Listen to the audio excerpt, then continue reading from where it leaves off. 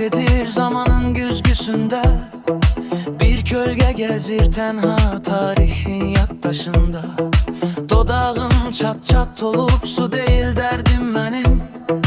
Bir tek menem kalan bu tozlu yeryüzünde. Dünya bir seraba döndü, men içinde tenha bir ada.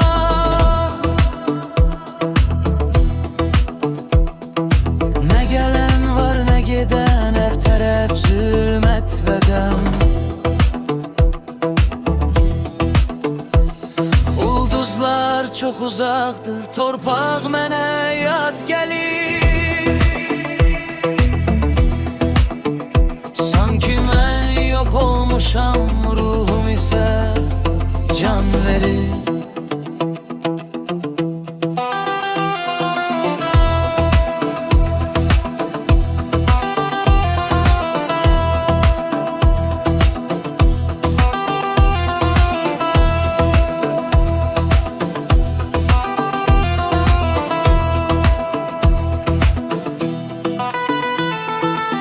Şehirler boş kalıp sedası gelmir kimsenin.